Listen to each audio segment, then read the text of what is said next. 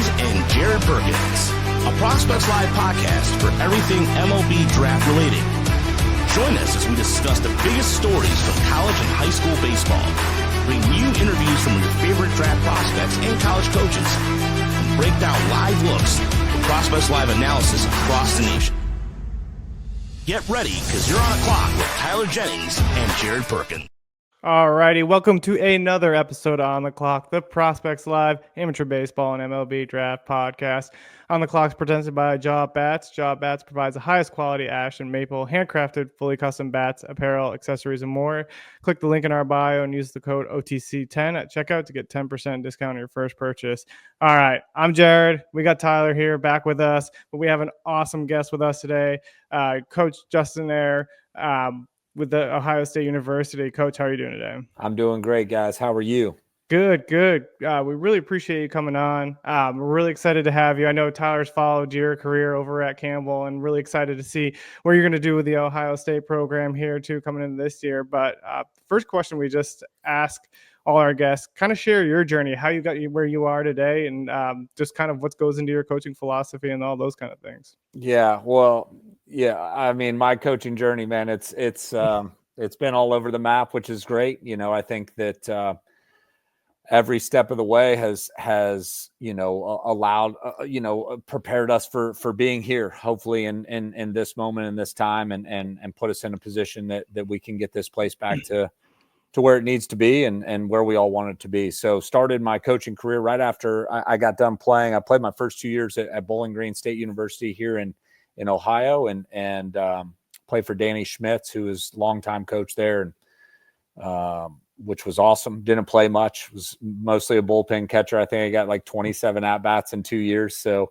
I know what some of these young guys go through. I transferred to a Division II school, University of Indianapolis, just to have a chance to play more and try to maximize the last 2 years of my playing career, and play for a guy there named Gary Vaught, which was awesome. Both of those guys, Coach Schmitz has had one, I think ended up with over 700 wins, and Coach Vaught with over like 900 wins. And so played for two guys that long time, very successful coaches, which was awesome. And didn't know it at the time, really helped form me as a coach. And anyway, so I got done playing at University of Indianapolis and got right into coaching. Coach Vaught helped me get my first job at a small school in Kansas called Sterling College. Took that job in January after my last year of playing college baseball, and went to work at Sterling College for a guy named Scott Norwood, who is now the AD at Ranger Junior College in Texas. And Sterling is an interesting place. It's about an hour north of Wichita. Most people have probably never heard of it. I don't know if it's still true, but when we were there, it was the smallest NAIA school in the country. There was like 425 students at the entire school. So I lived in the dorms,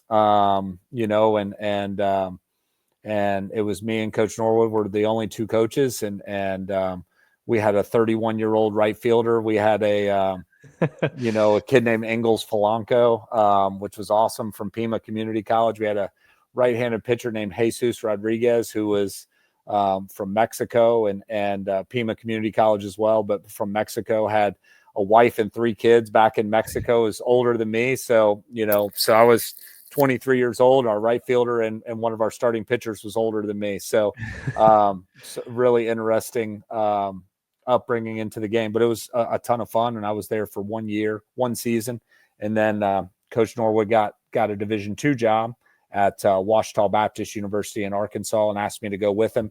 And so we moved to a town called Arkadelphia, Arkansas, and took over a program there that was 9-45 the year before we got there, and spent 3 years with him there, and worked really hard to get that program turned around. And 2007, we went 50-10.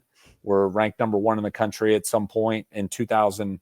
Then I left and went to Campbell. And in 2008, they went to the College World Series, Division II College World Series, and finished runner-up to Mount Olive. So that was, and then Coach Norwood went to Arkansas Little Rock after that. So awesome experience there. Just kind of, again, just being in the trenches and just being able to do a lot of different things and have an impact on that program in a lot of different ways. And then after that 2007 season, Greg Goff was the head coach at University of Montevallo, got the head coaching job at Campbell, and called me in the summer. And we were in the same conference and had become friends, called me in the summer. July 3rd, 2007, I was umpiring in the summer to make some extra cash. That dude called me and asked me if I'd be interested in coming out and being his recruiting coordinator at Campbell. And took that job in the fall of 2007 and helped him take over a program that was 11-45 in 2007. So, that was kind of our MO is taking over some programs that needed some work was there for 17 years and was fortunate enough to help get Campbell back to a regional in 2014, which was Coach Goff's last year. We won in 12, 13, and 14 back-to-back 40-win seasons. And in 2014, went to the South Carolina Regional, and Coach Goff became the head coach at Louisiana Tech. And I got promoted to head coach at Campbell and then was head coach there for the last 10 years. And 9 full seasons there. Obviously, the COVID year was interesting in and of itself, but so 10 years as the head coach, 17 total years at Campbell, and fortunate enough to help build that program and have my hand in a lot of different facets of getting that place to where we got it to, and then this summer, really awkward timing with Coach Mosiello deciding to go back to TCU and this job opening up, and new AD coming in and some different factors that kind of came together as kind of perfect timing, and ended up back here in Ohio at the Ohio State University, and super fortunate and excited for the future of where we might be able to get this place back to. Yeah, I love that. And I love how you really hit on to kind of taking over programs that were, like you said, Campbell was like 11-45 before that. What are some of the biggest, most exciting challenges for taking over a new program and being able to kind of develop your own culture there?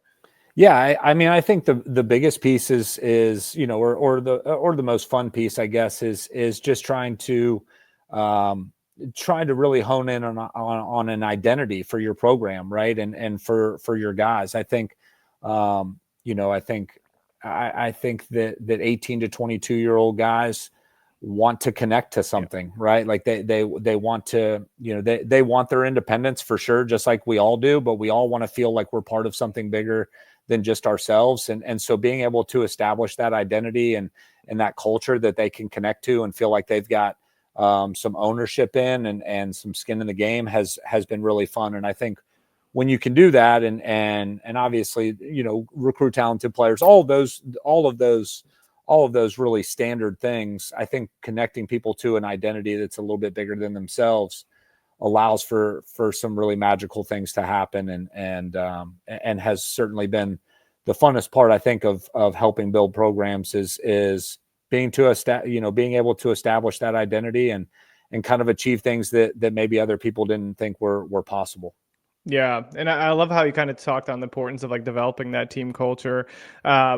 For you, I guess with a lot of the NCAA rule changes, with guys going in and out because of the transfer portal and things like that, how do you still maintain that team culture, right? I think a lot of successful teams, they have the team chemistry. That's how they go on and win games. How do you go ahead and develop that with kind of players constantly going in and out and changing? Yeah, well, I think that once those doors close in August and January, and the guys that are in the locker room are the guys that are in the locker room, right? And so, yes, the portal is a challenge, and some of the new rules are challenges for sure. But you never have the same team 2 years in a row anyway, right? Never. In the history of college baseball has any program had the exact same team 2 years in a row. So you always have new guys in and out regardless. And so is it a little bit on steroids right now for some programs? Certainly. Yeah, absolutely. But I think that once you close those doors in August and January and you've got the guys that are in your locker room, you really got to pour into and invest with the guys that are in there, right? And love the guys that are in there. You can't worry about the guys that walked out the door.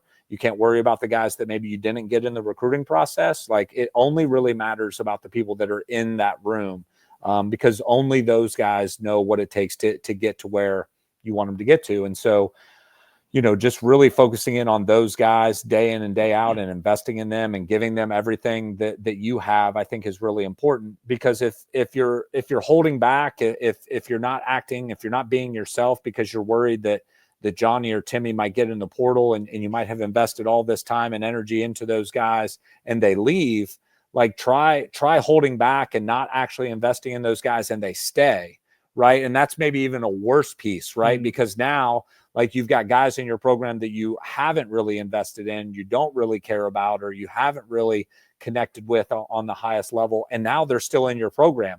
And so now you're not maximizing those guys in your program, and you're setting yourself up for future non-success because you've kind of held back. And so for us, it's like, hey, whoever's in the room on day one is going to get absolutely everything that we have, because we feel like that's the only way to maximize that 1 year. We're all on 1 day contracts, guys. Like, like it or not, like in the game of life, man, like we're all on 1 day contracts. None of us are guaranteed tomorrow. None of us are guaranteed next month or next year. And so we've got to do everything we can every day to try to maximize what we're doing with our players. And if we do that, then we've got a fighting chance to keep the right ones and to make sure that we're bringing the right ones into our program.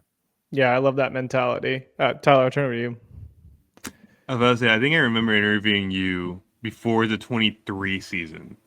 And I remember saying that you were probably the biggest thing to come out of Bowie's Creek since Rhett and Link, which I completely forgot was a thing. But that 23 season was really special on all fronts. Zach Neto being the first rounder that he became, but also Cade Keeler was a big part of that program as well. So just break down that 23 season, because 46 wins, go to Columbia, on the verge of going to Super. What was that entire season like for you personally? Yeah. So Neto was a 22 draft. Him and Tommy Harrington were two first rounders in the 22 draft. And 22 obviously also a special year. Lost in the Tennessee Regional against that juggernaut down there. And then having two first rounders, the two highest draft picks in school and conference history, which was awesome. But then how do you follow that up in 23? And you got Cade Keeler, was on Team USA. First guy that Campbell has ever had on Team USA was that summer of 22 going into the fall of for the 23 season. And he ended up being the, 70th overall pick after the 23 year. 46 and 15. We had a lot of guys back from that 22 year, but we had some new guys coming in, had some holes to fill. Obviously, Zach Neto, a big hole, 13th overall pick. But, by the time we got, halfway through the season in 23, that guy was in the big leagues, which was unbelievable. But just a special, really, really special group of guys. Our coaches did a tremendous job of investing. Again, same thing, just investing in those guys every single day. Lawson Harrell, just blossomed right in front of our eyes, went from, being a guy that hit 240 or 250, played every day for us in 22, maybe 5 home runs to turning around and worked his butt off all summer, came back, hit 375, was conference player of the year in 23, hit 21 home runs, ended up being at the end of 24, ended up being the career home run leader. And this was a guy that was a walk-on, and so we were just filled with stories of guys like that. Grant Knipp, a transfer from Alabama who didn't play a ton for us in 22, ended up just being the hottest hitter, in the 7 and 8 hole, going into the regionals, conference tournament regionals, and ended up being a tremendous player for us in 24. And so you saw a lot of those guys. Tyler Halstead had a tremendous year as a senior. Logan Jordan, Jared Belbin, we got guys back in that 23 season. Bryce Arnold comes to mind. He kind of solidified it at shortstop. Not that he filled the hole for Zach Neto. Everybody's a little bit different, but I mean, he hit at the top of our lineup. He was hurt most of 22 and came back in 23 and hit 360 and 15 bombs and played shortstop for us every day. And so, man, it was just a really, really special group of guys. Hunter Lloyd transferred in from East Tennessee State and really gave us another bullet in the gun, I guess, when it comes to the arms. And so, we finished, I think our RPI was 13. Some people might've argued that maybe we should have potentially been a host, which would have been, outrageous to, obviously just unbelievable. But we were 2 seed in that South Carolina regional and fought through the losers bracket and got back to a regional final. Just a magical year of, probably the best team. We won 46 games. I think the school record at Campbell was from 13.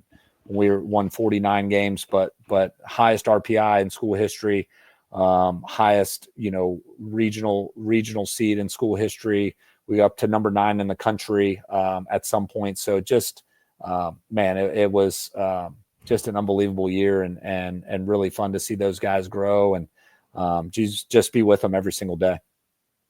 Correct me if I'm wrong, Belvin was the first 2020 guy that year too in tool history, wasn't he? Yeah, he absolutely was, and then, we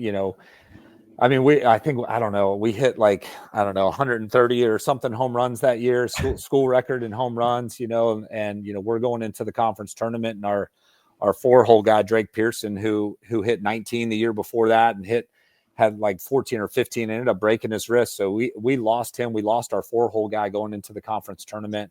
And a guy named Dalen Thompson kind of stepped in and played first base for us and got a chance to play every day through the regional and stuff. But, Tommy Harrington ended up being a draft eligible sophomore in 22 and went as the 36th overall pick only because they pushed the draft back to July. Had the draft stayed in June, he would have been back for that 23 year. So it would have been, hey, what could have been, you got Tommy Harrington and Cade Keeler and Ty Cummings and Hunter Lloyd. And and Aaron Rund, Aaron Rund was out of the pen for us that year. And he was the, best reliever in the Brewers minor league system this year. And will probably start the year in Double-A. Like just unbelievable, does Drake Pearson stay healthy? And all of a sudden you look up, man, I don't know, man, like, would we have won 49 or 50 games if we have Tommy Harrington back and Drake Pearson healthy for the whole year, man? I don't, it would have been interesting, but yeah, man, just some unbelievably fun things that happened that year and with that group of guys and, man, set us all up for, set themselves up to have a great life outside of baseball and in baseball for a lot of those guys. And, set our coaching staff up to have some pretty neat opportunities as well.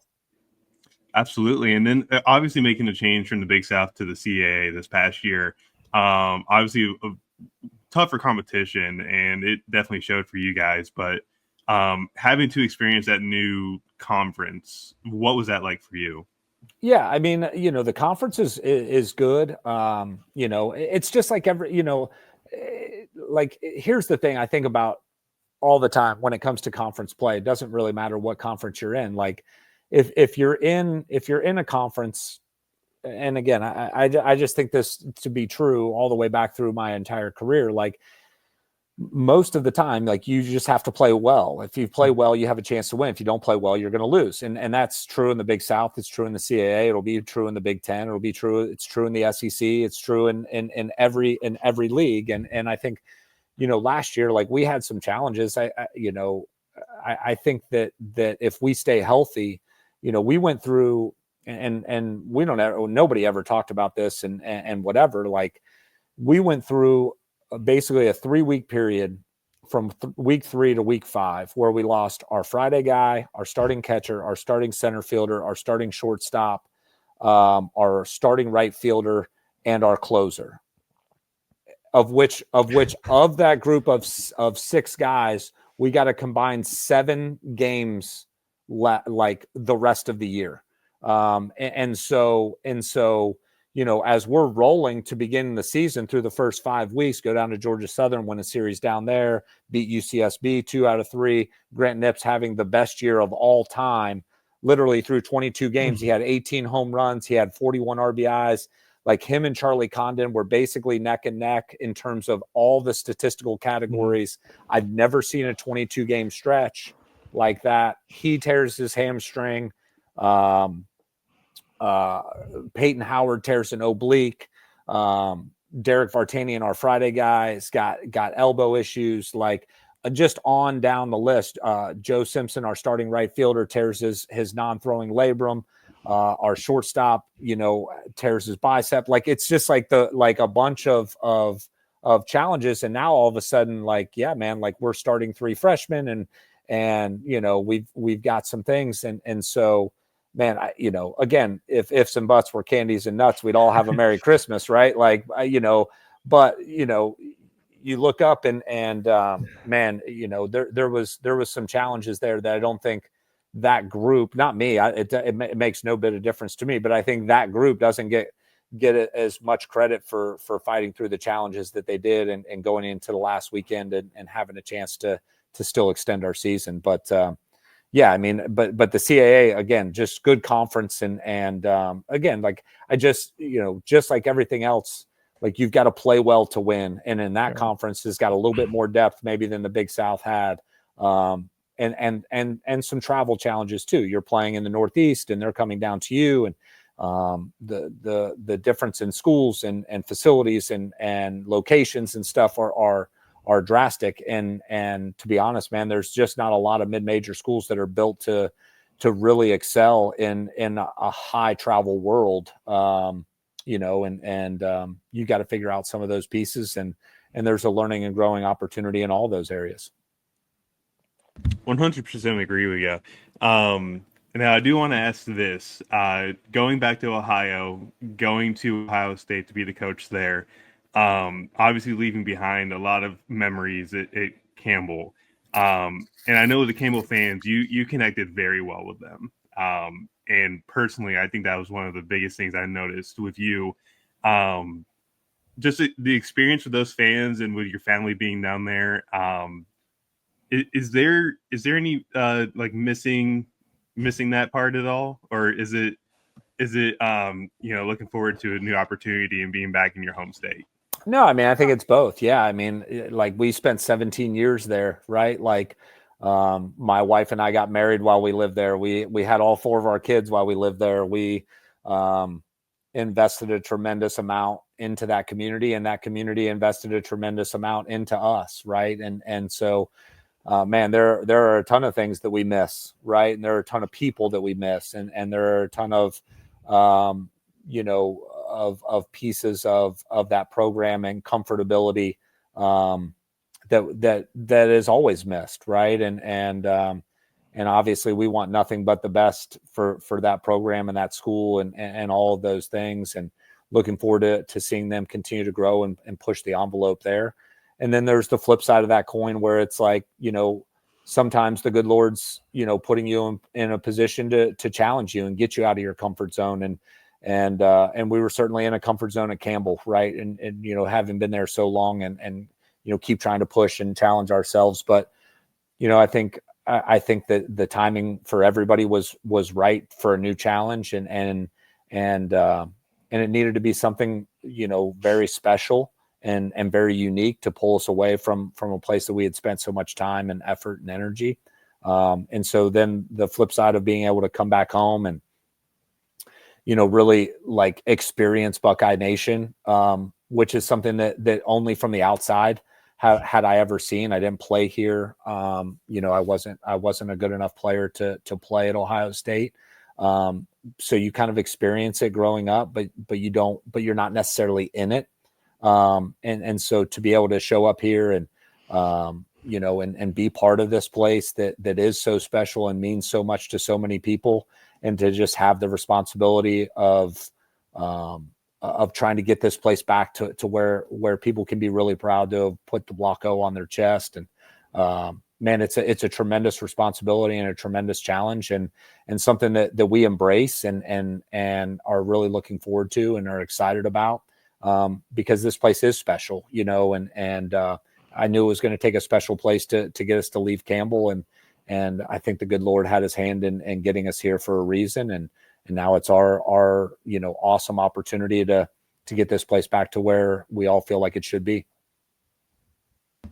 Yeah, that is perfect. And speaking of the Ohio State Buckeyes, this year, intriguing roster, very intriguing. And You're telling I think me. I will say, I think you guys definitely have some run in the Big Ten championship this year too. But just kind of talk about the fall this year, like who stood out. I know Lee Ellis is there now and Blaine Weeks coming back. But who are some of the other guys that are really standing out to you in the fall? Yeah. We just finished our fall World Series. So, we just again, just try to maximize our time, with our guys, and so it's been a really, really productive fall. I think on the offensive side, on the offensive side of things, obviously you mentioned Lee Ellis. He's had a really nice fall for us. I think consistency is key for him. He's got all the tools in the world to be really good. On the newer side of things, we have a junior college transfer, Mark Stevens, that was committed to us at Campbell and decommitted and then came with us here to Ohio State. He's been tremendous. I think those two guys have been really good on the newcomer standpoint. Some of the returners that I think have had a really nice fall, Ryan Miller, who was a transfer. He's a Columbus guy. He's from Dublin, right here, 10 minutes up the road, was at Tennessee and transferred here before last year. Had a little bit of an up and down season, but he's had a tremendous fall. He's got some really loud tools that if he, again, some consistency piece, if he can figure out some consistency on the offensive side, he has a chance to really do some damage and be a weapon in the middle. Nick Giamarusti, who was a junior college transfer from John A. Logan, again, got about 100 at-bats or so last year. He's a legit 6'2" runner. If he can get on enough, he might have a chance to lead the country in stolen bases and do some different things. He's also got a little bit of juice, but he's had a really nice fall. And then, you've got some guys that have been here for a while, that on the offensive side that we're looking to hopefully help them have like some real breakout years. Trey Lipsy is a guy that has been a name around this program for a long time. He is tooled out. He's a 6'4" runner with a 92-mile-an-hour arm from the outfield and can do some different things. Tyler Petterini he's like your consummate veteran, hit .310 last year with 9 home runs. And so looking to hopefully see if that guy can continue to grow as a hitter and an offensive player. Matt Gravlin is another guy behind the plate and maybe even in the outfield, first base. He's got some versatility, really good, can really, really throw, has some serious juice in the box. So just trying to allow those guys to grow and get better and kind of flourish, hopefully, in our program. Mason Eckelman is a guy that is a sophomore behind the plate. Him and Grav will give us, a really good 1-2 punch behind the plate. Mason's a guy last year got 17, 18 at-bats, has had a tremendous fall. And so, again, I think that we've got some guys that have a chance and will grow and do some different things, and hopefully give them the freedom to perform at their best level, and then, over on the mound, it's going to be interesting. Obviously, Blaine Wink coming back. He only had 2 outings, 3 innings of live this fall. He threw all summer in the Cape, had a tremendous summer in the Cape. And he's working hard to be ready to go. Hunter Shaw is a guy who had a great fall for us, was a Lansing Community College transfer here coming into last year, left-handed pitcher, high ride fastball and has, I think, reached another level of competitiveness and had a really good fall for us. Sahil Patel is a transfer from North Greenville, was out last year with Tommy John. He's been 90 to 93 here this fall with 3 pitches for strikes, and has a chance to be really good. Luke Carroll is another transfer from Oklahoma to Northwest Florida, back to Oklahoma, has been out for 2 years battling injuries, finished up his degrees, a grad student, has 2 years left. He had a tremendous fall for us. Fall World Series, went 3 innings, punched out 7. It's 90 to 94 with a really good slider from the left side, and so he'll be a guy that has a chance to do some things. Jake Mahalik is sophomore, returning with a big arm, 93 to 95, going to be 96, 97 probably. It's got real stuff, got real electricity. Again, some consistency pieces for him of just continuing to grow and mature in the game. But I think that there's some pieces there, and there's some electricity, kind of across. The depth is maybe not all where we want it to be, but I think, our top 7 or 8 guys on both sides of the ball are going to give us a chance to be super competitive. And if we can stay healthy and stay consistent, then we'll have a chance to I think, do some special things. I am 100% with you on that. Jared, this is your time to shine. I've run out of my questions. No, I have one more before we kind of dive into a few fun ones. But for you, kind of as you've transitioned to Ohio State, how does that program kind of differ for you from other ones you've been part of? And kind of what are you looking forward to most in the upcoming season? Yeah, well, I mean, Ohio State's, it's its own city, right? Yeah. It's the city of Ohio State, right? We're not located in Columbus. We're located in the city of Ohio State. There's 65,000 students. There's a little bit of a juxtaposition, right? Going from, my first job being at the smallest NAIA program in the country to my current job of being at one of the biggest Division I institutions in the country. And so with that comes a lot of help and a lot of resources, and comes with some red tape that you've got to learn and figure out and kind of smooth out and make sure that your processes are transitioning to what works here at Ohio State. I think all of that's a net positive, of course. And so yeah, man, like it's been fun because there's a lot of people that are passionate about this place. There's some work to do of modernizing our program, of getting it into, when Bill Davis Stadium was built in 1997, it was the Taj Mahal. It was probably one of the 10 best facilities in all of college baseball. And we've got some work to do to bring that back up to speed. I think we can be in the top 10, 15, 20 facilities in the country again, but we're a little bit behind in terms of keeping that up to date and providing some of the modern amenities. But we've got some plans and some opportunities for that. The great thing about Ohio State is there's 619,000 living alumni worldwide. And literally you can't go to an airport, you can't go to a town or a city anywhere in the country, almost anywhere in the globe, that you don't see somebody with the Ohio State logo on their shirt, on their cap, on their whatever. And so being able to tap into that vast network and that web of alumni has been awesome. And is something that we want to continue to do and connect with and make sure that those people feel connected to our program.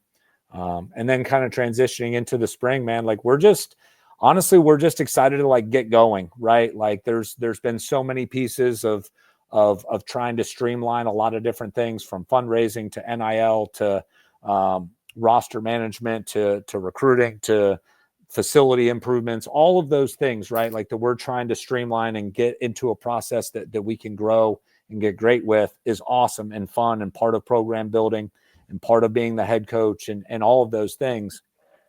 What we're looking to the most is February 14th and getting ready to put on that uniform and go out there and compete, and try to get Ohio State baseball back to playing in the month of June, which is where we belong and where we need to get to. And so we're looking forward to that challenge, probably more than anything else. We're looking forward to that challenge and sending some of these seniors that have played for 2 or 3 different staffs, now, the opportunity to kind of stamp their legacy on this storied program and leave this place better than how they found it.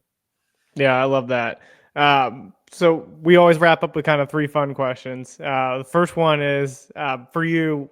We talked a lot about baseball, talked about your coaching career, but what do you do when you're not on the field, when you're not coaching? What are some of your passions away from the game? Yeah, some of my passions are trying to make sure that my wife is happy, right? Like she is the absolute rock of our family. We've got 4 kids and 11, 10, 7, and 4. Wow. And so outside of baseball, it's, and we've got a 1-year-old puppy. So, we just moved all the way across the country, from a place that we had never left before. So we got a lot of that going on. So outside of baseball and outside of spending our time up here with our guys is spending our time with our family and trying to make sure that our family is involved here and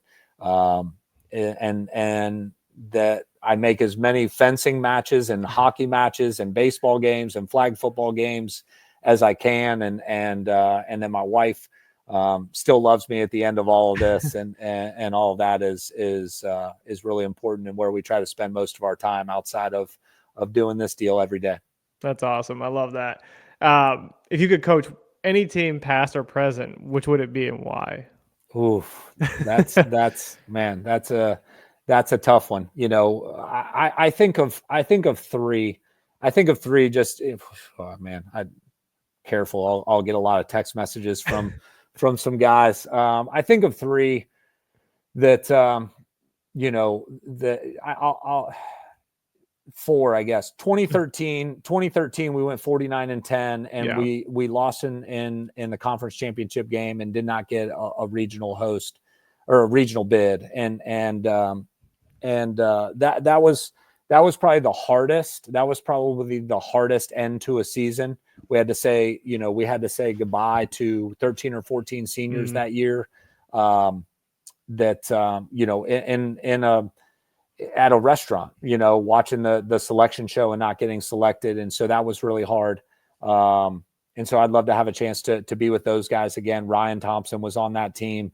He's in the big leagues with the Diamondbacks. We had a lot of really good players and really good human beings. And that was heartbreaking. So having a chance to be with those guys one more time would be awesome. 2015 was my first year as a head coach. We had Cedric Mullins on that team, who's an all-star with the Baltimore Orioles. I often tell those guys I feel like I shorted them because I was a first-year head coach, and I think we were more talented than maybe how we finished. I would like to coach that team now as a more veteran head coach. I think I would have maybe done a better job for those guys. So I would love to coach those guys again. The 2018 team was the first team that took us back to a regional. My first regional as a head coach. A bunch of guys that were kind of counted out and just we got off to not a great start. I think we started maybe 0-4 and 3-10 and ended up winning the conference championship, regional conference tournament championship. Went to Georgia for that regional. And we lost. We got eliminated by Duke. They ended up coming through the losers bracket and going to a super regional.